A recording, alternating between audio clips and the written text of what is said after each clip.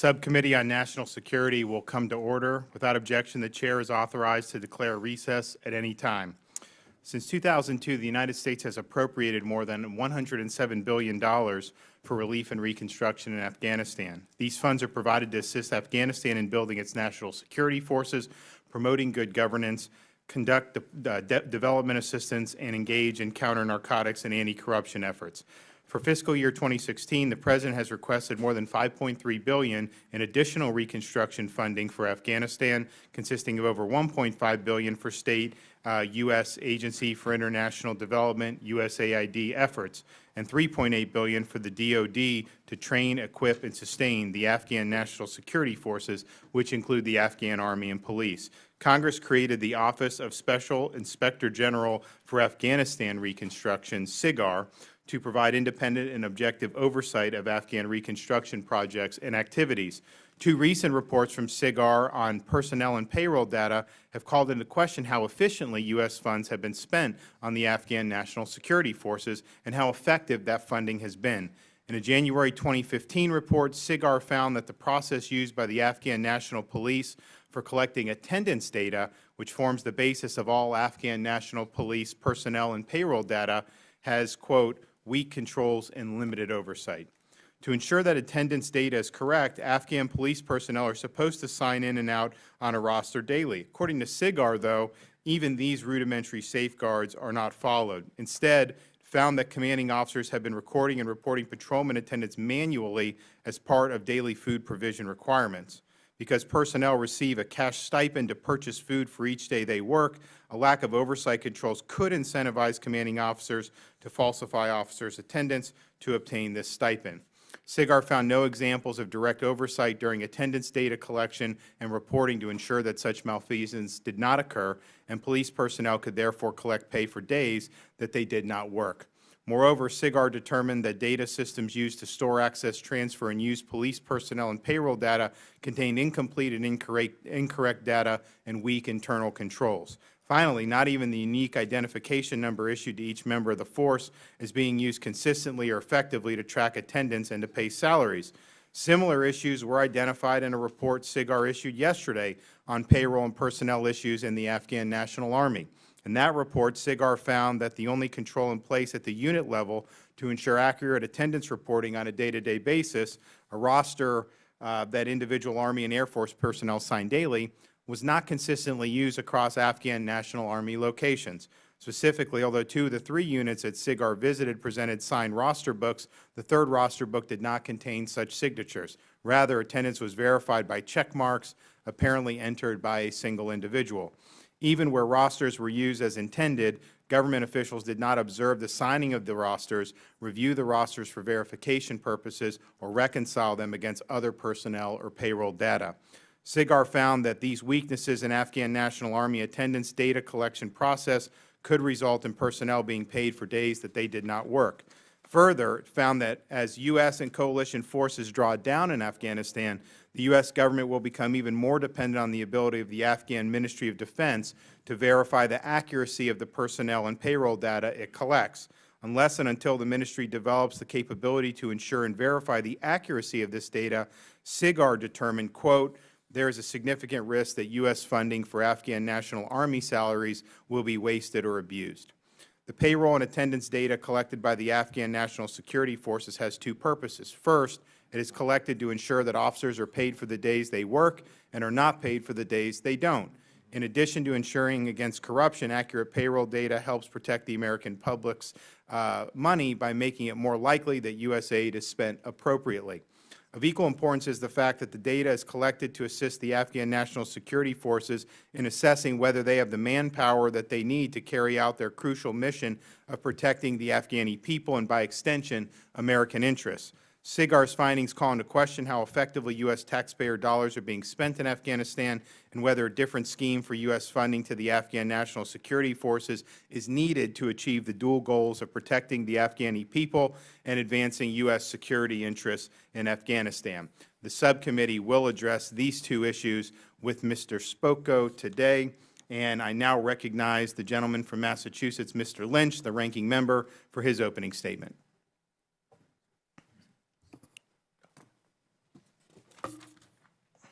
Thank you, Mr. Chairman. I'd like to, first of all, thank you for holding this hearing to examine the recent audit reports issued by the Special Inspector General for Afghan Reconstruction on the accuracy of the Afghan National Security Forces data.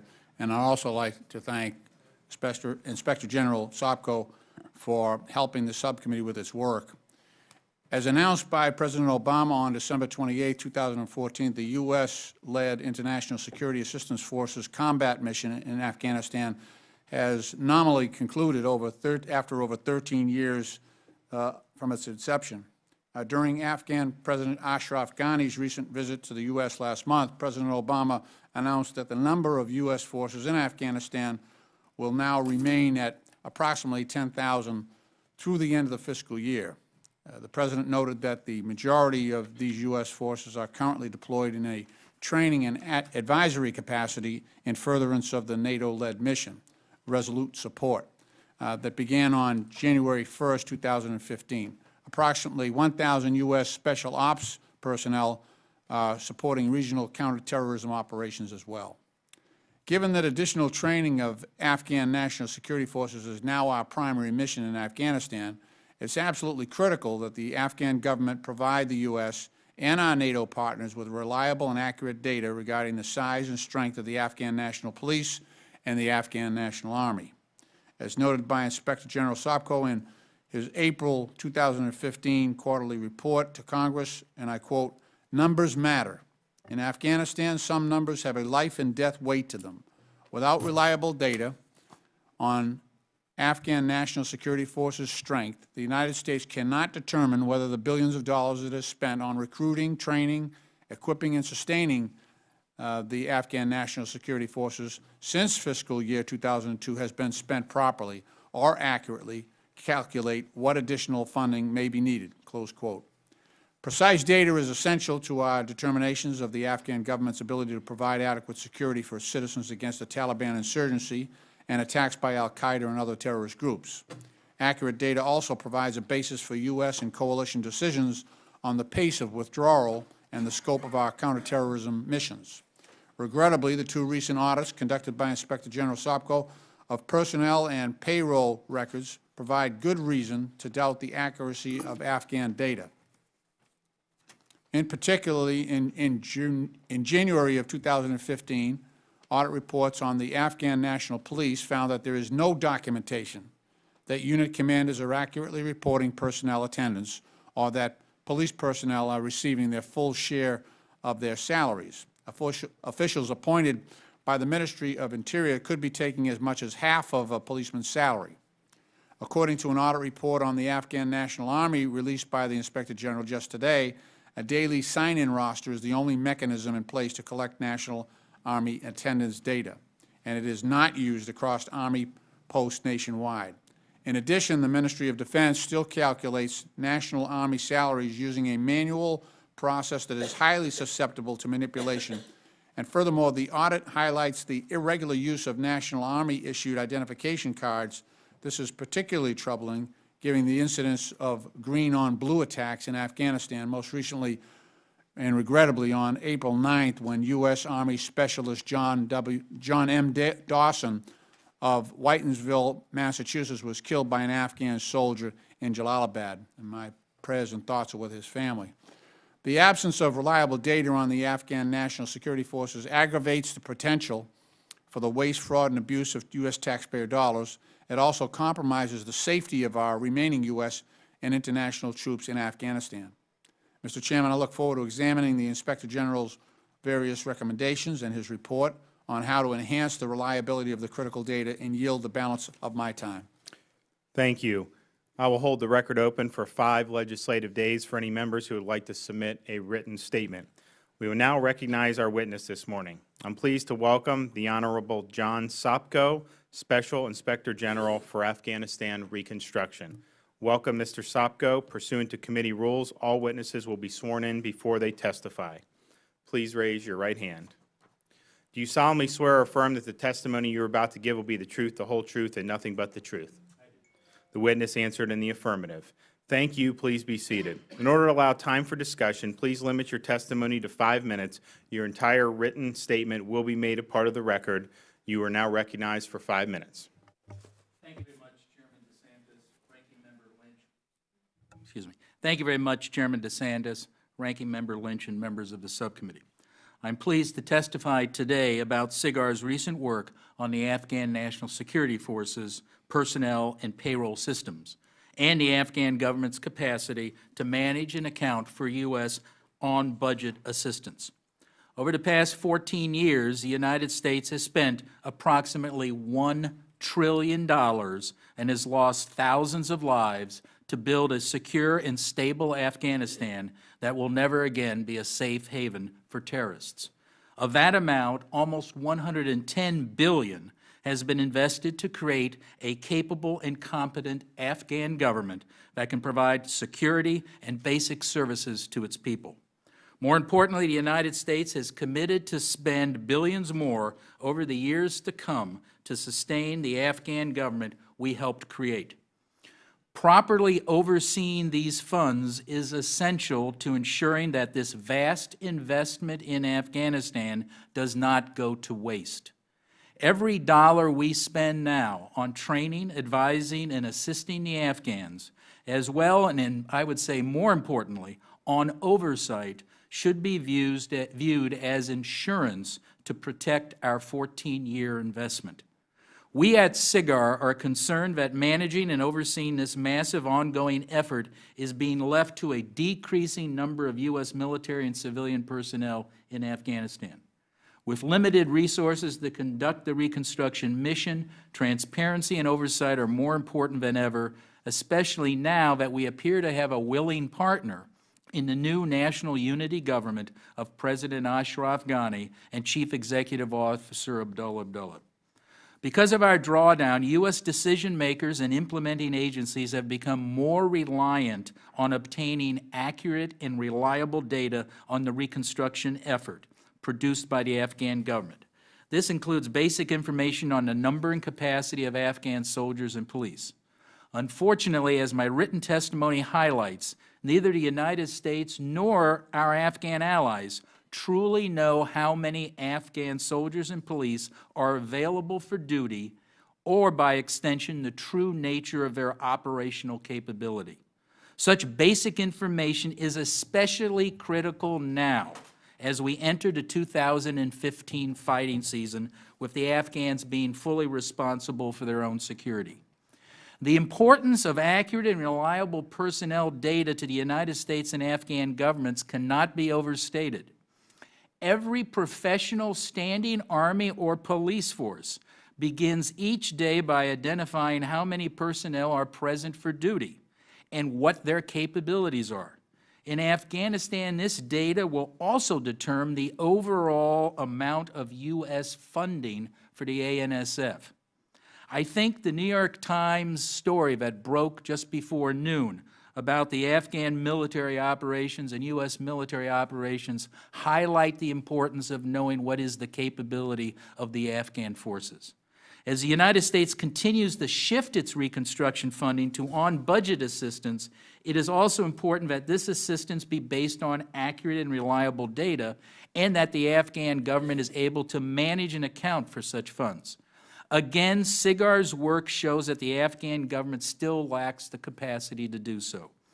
Now, the withdrawal of U.S. military and civilian personnel, as I said, is making this even more challenging to manage and oversee the Reconstruction effort.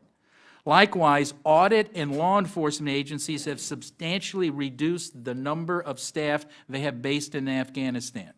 For example, the other IGs and law enforcement agencies have reduced their in-country staff by 45% and may reduce it further as the State Department seeks to, quote-unquote, normalize civilian personnel staffing in Afghanistan.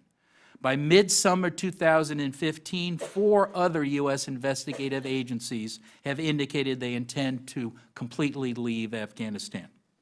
Since I was appointed Special Inspector General almost 3 years ago, I believe SIGAR has conducted highly effective, productive, and independent oversight. But our ability to do so may now be at risk. Just this past week, the U.S. Embassy in Kabul informed SIGAR that because of a State Department requirement to normalize or right-size the civilian presence in Afghanistan, SIGAR must reduce its staff by 40%, from 42 to 25 deployed positions by the summer of 2016. SIGAR was told just Monday at a senior leadership meeting at our embassy in Kabul by a senior member of the embassy team that that cut was non-negotiable. To be more precise, do not come back with an alternative number. We were not consulted about this number, nor were we given any explanation for how this arbitrary number was determined. Now, I am concerned about the impact these cuts will have on SIGAR's mission and on the U.S. Reconstruction mission as on a whole, because SIGAR is the largest oversight body in Afghanistan. While the U.S. Reconstruction effort may have declined compared to its high point, Afghanistan is still the largest single recipient of U.S. foreign assistance and is projected to remain so for years to come. In other words, while our troops may be coming home, the checks will still be going over there for some time to come. Thank you, Mr. Chairman, and I look forward to your questions. Thank you, Mr. Sopko. The Chair now recognizes himself for 5 minutes. To what extent does the U.S. government have oversight over the U.S. funding that's paid to the Afghan National Security Force personnel? Well, our oversight is the two audits report, and I would highlight that the appendices at the end would actually list every U.S. agency, international agency, and their weaknesses is very limited. We have no visibility really below what they call the corps level. So at the brigade, the Kandak, and the company, we have no visibility. And we have limited visibility even at the corps level. I think we're trying as hard as we can. I think General Campbell and General Semonite and his team at SIGAR are trying, but they have very limited resources, and they've indicated us they don't have enough people. So at least for those subordinate units, the U.S. government, we're basically entirely relying on the government of Afghanistan to oversee the accuracy and reliability of the payments? Accuracy, reliability, and the capabilities of the troops. We don't have any visibility at the company level, the Kandak level, brigade level, and when the last time I was in Afghanistan, I was told by some of the SIGAR officials that they're actually being told, don't even look down there. So no U.S. personnel involved in taking attendance, overseeing any payments? No, sir. No, Does the U.S. military in Afghanistan have the resources it needs to help the Ministry of Interior and the Ministry of Defense improve their personnel and payroll systems and to better account for on-budget assistance funding? I would say based upon our body of work and based upon my observations and based upon statements made to me by senior military officials and others, they do not have enough resources. Now, this doesn't mean you have to change the number of troops on the ground. You just have to think out of the box. Maybe bring in people on TDY, maybe utilize better resources, but as of now, they don't. With the pending cuts to your staff due to the, quote, right-sizing that you alluded to, what do you estimate will be the impact on your ability to conduct oversight? It will be adversely impacted, particularly now when we have a willing party in the palace. We are bringing cases, working very closely with General Semonite, bringing fraud cases to the attention of the President of Afghanistan and the CEO. They are willing to work with us, and now our resources will be limited. I can't say how many audits will be lost or how many investigations, but the on-the-ground truth is now we have an opportunity to work with a willing partner, and for some reason, we have a decision being made to make Afghanistan embassy normal. Now, sir, I know you've been to Afghanistan. I know some of the other members. And this is not meant as being derogatory. Afghanistan is not normal. This isn't Norway. This isn't Germany. This isn't Brazil. This is a country where there is a war going on. We have an active insurgency. We have troops as well as American civilians' lives being put on the line, but we have a willing partner who wants to help and needs our help. So that's my concern right now with this normalization of the chief of mission, that this may not be a wise decision, very risky. When we had the Afghan president address the joint session, some of my constituents would ask, well, is this a lot better than Karzai? So in your experience, at least in terms of the ability to have accountability, you do think that there's a significant improvement? I do, sir. And I'm not Pollyannish about this. I follow the lines of President Reagan, trust but verify. But this president, when we uncovered a $1 billion contract in which $200 million was being stolen in direct assistance because of fraud and because of bribery and because of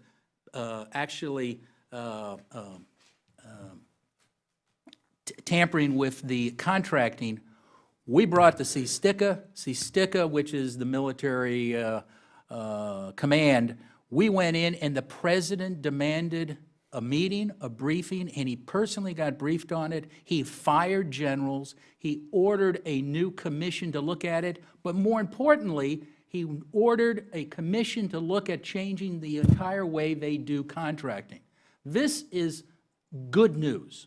I am cautiously optimistic because of the new unity government. And the same thing applied to Abdullah, who last time I was there, he asked to be briefed by me and my staff. My staff are working very closely with the new government. We had a very little relationship, very small relationship with the prior government. Great. Well, thank you for that. My time has expired, and I will now recognize the ranking member, Mr. Lynch, for 5 minutes. Thank you, Mr. Chairman. I want to thank you again, Inspector General Sopko. You've done some great work here. Although I have to say this is very troubling to read your reports. The lack of accountability here. According to your report, and I believe it's correct, we've spent over $60 billion training and equipping and maintaining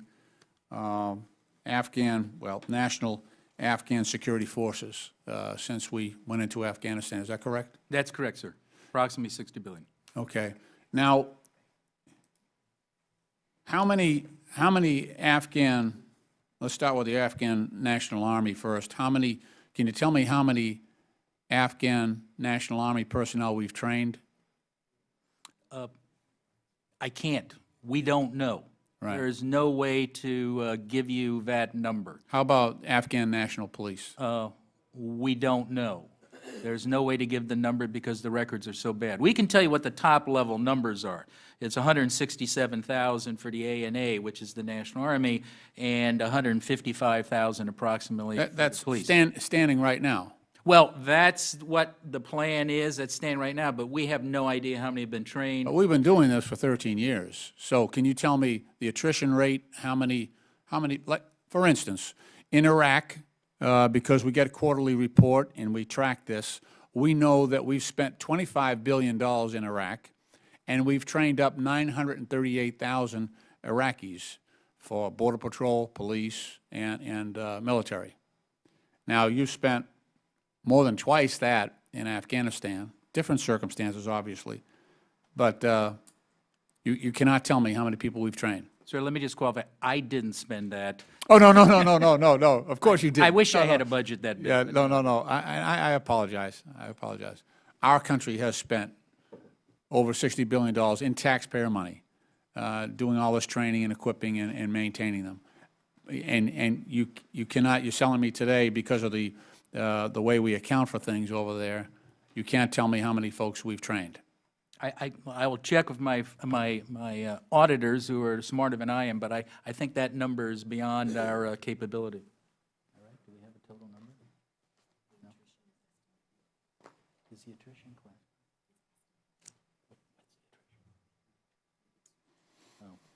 Oh. No, we can't. Okay, all right. That's sad.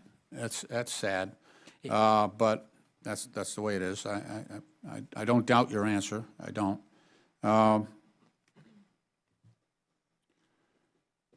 And on top of this, you know, I know that a number of weeks ago we had a little bit of a set to with General Campbell in Afghanistan because he wanted to keep some of the reports classified. We've been getting these reports on amount of money spent and number of people trained up, and we've been getting this regularly from Iraq and fairly regularly from you as well and your predecessor as well. And then General Campbell didn't want to give us that information anymore. That's number one. I know we had a back and forth, and now they realize they made a bad decision and they've reversed that, and now they're going to supposedly continue to give us this information. He said that the reason he wanted to keep it classified and not tell us or the American people was that he thought the enemy might get a hold of it, how much money we're spending over there. And that was, you know, that would weaken security. So now he has agreed that he's going to give us that information. But in addition to that, now he's reducing the number of personnel with your group from 40 to 25. Is that correct? It's not General Campbell. This is coming from the State Department because we actually fall under Chief of Mission rules when we're in state. So no, it's not General Campbell. We're working very closely with his team. But there'll be less people tracking this information for us, doing oversight. That's correct, sir. Yeah, and just so you know, we're also Congress is also subject to limitations getting in there now as well. So we're doing less oversight because of the limitations of assets there, we're told. So we can't do that oversight anymore. That's a troubling development. And I just, with the amount of money we're spending over there, you know, it's a disgrace that we don't have an accountable system. And I think a lot of this money is being stolen.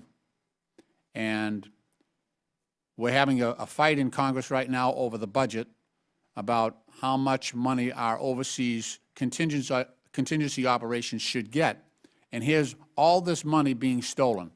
And, you know, I commend you on your work. We just got to figure out a way to stop this. And maybe it's coming to the point where we just stop all the funding going over there, and that's the way we solve this.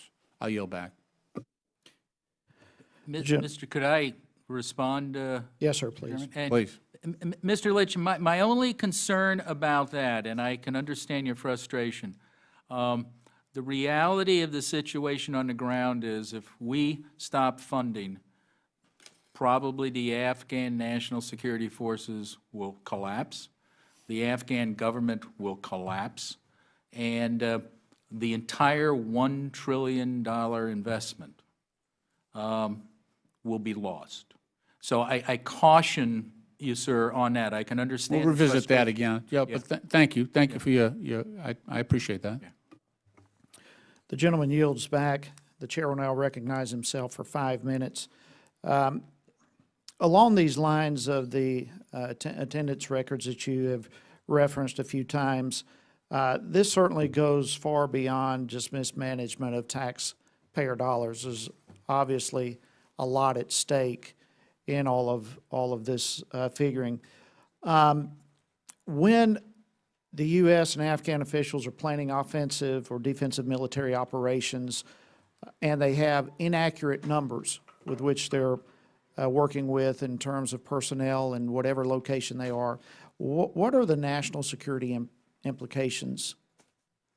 Well, the most serious implication would be that a corps or a Kandak or a brigade would be a hollow brigade that doesn't really exist.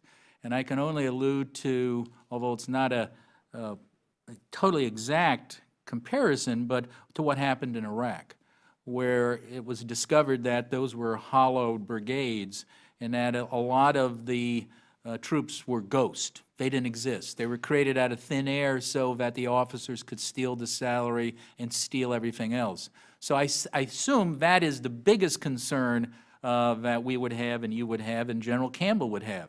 The other concern is if we don't know who's showing up, we don't know what their qualifications are. Are they medics? Are they trained medics? Are they literate? Are they weapons specialists and all that? They just may not exist. And you know as well as I do, if you're in the military, you have a roll call every morning. Well, we don't have basic roll call. We don't know who shows up at that roll call. And the same applies to the police. I know we have incidents right now in Baltimore. I am certain every morning in Baltimore there's a roll call in every one of those precincts. And so the chief of the police, the station precinct knows who is there. We don't know in Afghanistan. Well, obviously, the results of that could be enormous, and you referenced the $1 trillion investment. How is the Afghan National Security Forces operating right now in this season without U.S. military support? Are they holding? I am probably not the best person to answer that, but on my latest meetings over in Afghanistan, we had positive responses from General Campbell on their operations, but I'm not an expert, and we don't have the capability to actually do that assessment. But apparently, they had a very good or pretty good operation in Helmand. They are now up north in the, I believe, the Kunduz Valley and doing an operation. I don't know how well they're doing. I can't really tell you. There was some newspaper articles recently about that from the local press, which gave you mixed results. And I think the New York Times article actually talked about that we may be coming back in to help the Afghans. This is an important year, sir. I can just say that, Mr. I would Chairman. certainly, I would agree with you. You mentioned also fraud and bribery.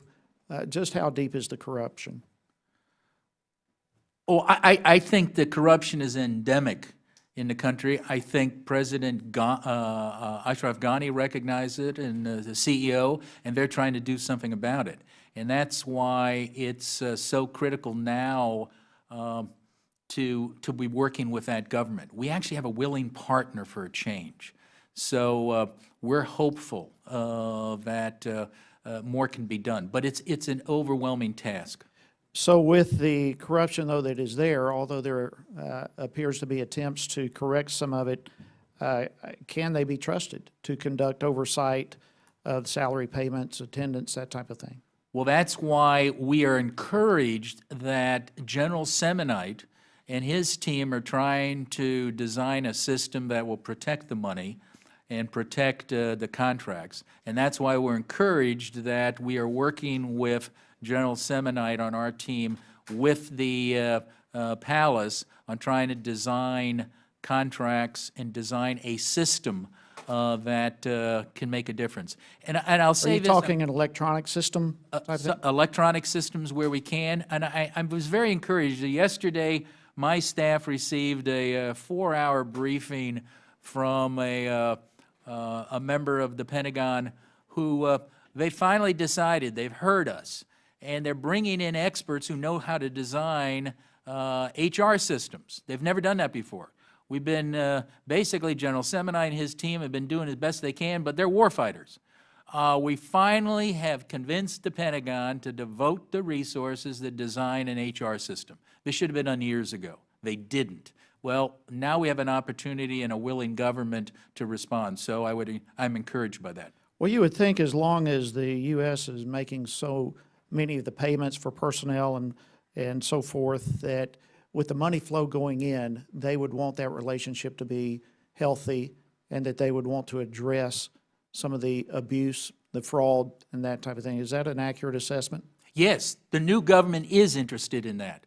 And they have not only spoken on it, they've actually carried out some deeds that we're impressed with. So again, trust but verify, but at least we have with the National Unity Government, we have somebody who is very willing to change the way things have worked in Afghanistan for a number of years. All right, sir, thank you. My time has expired. The chair will now recognize the representative from Michigan, Ms. Lawrence, for 5 minutes. Thank you, Mr. Chair. Thank you, Mr. Sopko, is that correct? Sopko, for being here today. Ensuring that the daily attendance of the Afghan police and military personnel is collected and recorded in an accurate manner is essential. I do want you to say that your statement that an HR system was put into place. My career prior to coming here to Congress involved almost 30 years in HR. So I find it it's unacceptable and hard to understand how we're paying people without having an HR system that validates who we're paying. But with that being said, we know we can't have an effective personnel and payroll system if we don't know who showed up for work, simple roll call, and how often they were there. You agree, you made that statement. So let's look at the ANA signature reporting for a moment. In the report being released today, SIGAR found that the only control in place at the unit level to ensure accurate reporting on a day-to-day basis was a sign-in roster. Do I have that correct? That's correct, ma'am. But this roster was not used by everyone. As I understand it, officers used it, but enlisted personnel did not. That's correct. Okay. I also understand that SIGAR found that the ANA issued identification numbers are not consistently used to track attendance. Is that correct? That's correct also, ma'am. But is it a fact that all of the personnel are actually issued an identification number? We don't know for sure. Okay. So I know that SIGAR visited 2 military units and reviewed their roster books. I understand what you found regarding the lack of oversight and weakness in data collection was concerning, and you've kind of outlined it. These weaknesses in the attendance data collection process could result in personnel being paid, our federal tax dollars, being paid for days for work that didn't happen either without knowledge of a supervisory personnel. Make me understand and state again, how can we pay someone and the person and the supervisory personnel is not connected with that payment? Can you explain that to me? Well, there are multiple payroll systems. There's multiple electronic systems that don't talk to each other.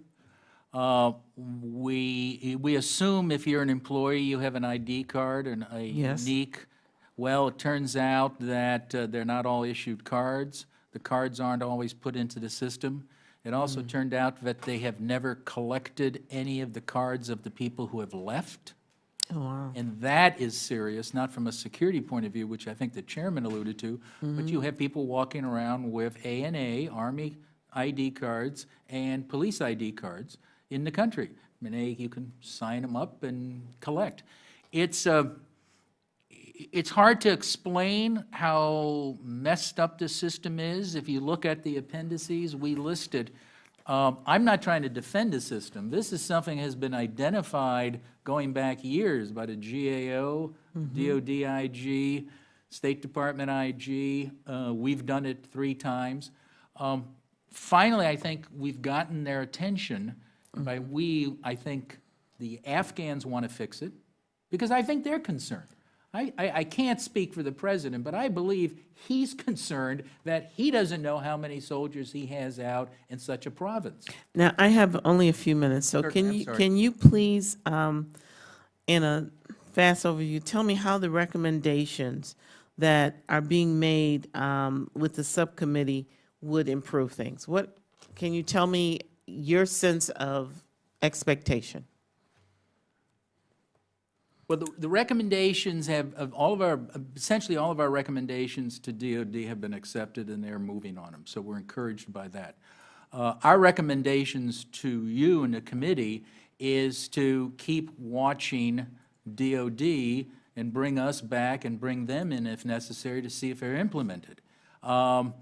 They have promised to do this. Trust but verify. Let's see if they do it. Importantly, I think you have to look at the staffing and capabilities of our military in Afghanistan and whether they have adequate resources to do this. When we did our audits, we talked to our military, and they basically told us they don't have the bodies to do adequate oversight. That's why we're doubly concerned that the largest oversight body of the U.S. government is being cut by 45% in Afghanistan by the State Department without consultation. And the other issue is we are an independent inspector general. Since 1978, independent inspector generals determine their staffing level and where they are located. Now we get an edict from the State Department that basically says, this is your number, live with it. I want to tell you, thank you so much for your testimony, and you have my commitment that I will join with the members of the subcommittee to keep an eye on it. Thank you, and I yield back my time, Mr. Chairman. Thank you. The gentlelady's time has expired. The chair will now recognize the ranking member from Massachusetts, Mr. Lynch, for 5 more minutes. Thank you. Thank you, Mr. Chairman. Well, maybe in this overseas contingency operation, we can put an amendment in that would maintain the current level of oversight by the Special Inspector General in Afghanistan. We could try to do something like that. We would appreciate any help you can provide us, sir. Yeah, and I'm certain my other brethren and the other IGs would appreciate that help too. Yeah, okay, absolutely. The $61 billion that the American taxpayer has paid so far, and that's March 31st, 2015. Does that include the $900 million that was stolen out of Kabul Bank? That was also for paying personnel. That was salaries and. Well, that technically, that money was generated by the Afghans, and so we have not been able. I've heard that's the third version I've heard. I actually went to a classified briefing in Afghanistan. I've been there 14 times, I think. But one of my earliest ones after they robbed the bank. This is the president's brother and the vice president's brother. This is when the $900 million went missing. I was told at a classified briefing then that none of that was U.S. money. Then, a couple of years later, I was told all of it was U.S. money. So maybe you can enlighten me a little bit on whose money was that. Well, the best way to explain it is in one of our charts, we talk about how we lose visibility over funding. Yeah, I only got 3 minutes. Okay, I'll do it quickly. Yeah. Once the money goes to salaries, hits the Ministry of Finance, it's no longer U.S. money. They're not getting it from tax money. They're getting it from donors. I agree totally with you, sir. They only raised $2 billion, and it costs $8 to $10 billion to keep that country afloat. Right. So it's mainly being supported by us, and the. Okay. That's why it's so critical, and I know I don't want to take your time, Mr. Lynch. It's so critical to have a You already have, my friend. Okay. Look. Here's my problem. When we did this in Iraq, we did the exact same thing. And we were having folks walk away with weapons, sell their weapons to, militant groups. We came up with a system in Taji, the weapons depot, where we took a picture of the soldier when they came out of training. We did a retina scan, so they couldn't fool us. We had a good ID. We had the number of his weapon assigned to that. We had an ID card that we had, and we knew who these folks were. Why did we get away from that in Afghanistan? I don't have an answer, sir, but we don't have that visibility anymore. I mean, it would seem to me that it would be pretty easy to measure the scale of robbery in Afghanistan of U.S. taxpayer money by just taking 4 or 6 units. You have the payrolls that are coming in, so just pick 6 or 8 of them, go in there and do actual ID on them and watch where the checks go. And once you realize that there are a whole lot more checks being paid out in relation to how many people are actually on the job, you'll know how much are being ripped off. And I think we did one pilot program a while back. I don't know why we haven't continued that, but it's pretty depressing that we're losing good Americans, like the young man that got killed a couple of weeks ago from Massachusetts. Mr. Dawson, and others, we're trying to do the right thing here, and we're being robbed blind as far as I can tell from the reports that you've provided. Do you have any suggestions on what we can do? I mean, I know you don't want to cut off funding, but it would seem that if we're paying all this money, the American taxpayer, we have a little bit of leverage here. In other words, we're not going to pay the money unless we have an accountable system where we can actually track where the money goes. Because I think a lot of these look, you're right. You're absolutely right when you tell me that corruption is endemic. It is absolutely the rule. It is the rule in Afghanistan. It is the rule. Corruption from top to bottom, inside out, backwards, forwards. Total corruption. We have to try to operate within that system, but not be robbed blind. I mean, you know, we got to be a little bit more responsible, I think, in how. And SIGAR, you know, as far as I'm concerned, they're complicit in this because they haven't put in place a system where we can catch these people, or at least discourage the level of theft that's going on. It's extremely discouraging, to say the least. Well, Mr. Lynch, can I respond? And can I take time from somebody else to respond? Because I've been stealing his time already, Mr. Chairman. But I think you're directly on point. But the thing we can do is conditionality. We can condition. You're right. We have the piggy bank. I've been harping on conditionality for 3 years. I was originally told we could never do that. But see, SIGAR is now, we have a new team in there which is doing conditionality. And when I met with the president of Afghanistan, he said he believes in conditionality. He will go along with conditionality. So the reality on the ground has changed a little bit. That's why I'm cautiously optimistic. I'm usually Dr. Doom, but I am cautiously optimistic. That's why it's counterintuitive to now cut oversight, to cut our resources to the bone in the State Department, at aid, as well as with the military, who have to oversee all this money. I mean, the Secretary of Defense just announced he wants to increase our support for the military in Afghanistan by 50%, a 50% military increase. Well, that means more money, more guns, more contracts. You're not increasing SIGAR at all. All right. So that is the disconnect. You know, we can't do programs by press release. Yeah. And that's the problem here. Mr. Chairman, you've been very generous and indulgent. I appreciate that. Thank you. Thank you very much. Votes have been called, so we are going to need to hurry up. I do have another couple of quick questions, if you could be quick on your response. Are you familiar with the new embassy construction project? Yes. Okay.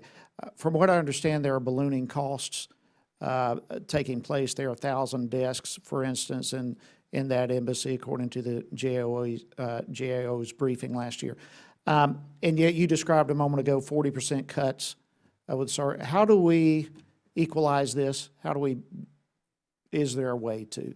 There is a way to equalize it, but I think you have to do it smartly. I think pulling a number out of the air and dictating it is not the way you do this. That's not the way you would do it in business. I don't know why we're doing it in Afghanistan, by pulling a number out of the way, not just for me, but for everybody else, and saying design a program around it. We should look at what our program needs are and then design a number of bodies to fit that. How does this fit with our oversight over our direct assistance? The building, sir, or yeah, there's just the whole. Oh, the complex. Right. I'll be honest with you. That complex is something we haven't looked at. That's a State Department Inspector General's job to look at that. I think he's actually reviewing the construction there, but I don't know. Okay. Well, I know that you're an oversight body, but. Yeah. What type of mechanisms would you recommend to have stricter control with what's happening here? Do you have recommendations? I'm happy to provide them to you. Stricter controls for the State The Department. U.S. dollars that are provided for direct assistance. Well, for direct assistance, sir, I think we have to use conditionality. We have to design the programs realizing we're dealing with a corrupt regime. So we have to have people in place to review them. And if we don't get access to records, we don't get access to facilities, then I think seriously we should consider cutting the program. And I think that's what CSTIC is starting to do. If they don't see the Afghans living up to it, they're cutting some of the money. I think that's critical to do. But you got to have somebody there to see and verify whether they're doing what they're doing. So if you cut all the oversight staff, or gut them, or gut all the CSTICA staff, or gut the aid and state staff, then how are you going to know if you are getting the money stolen or not? Okay, very good. Well, listen, I want to thank you for your witness today and for appearing before us. If there is any other business, you have any other questions real quickly? All right. If there's no other business, without objection, the subcommittee stands adjourned.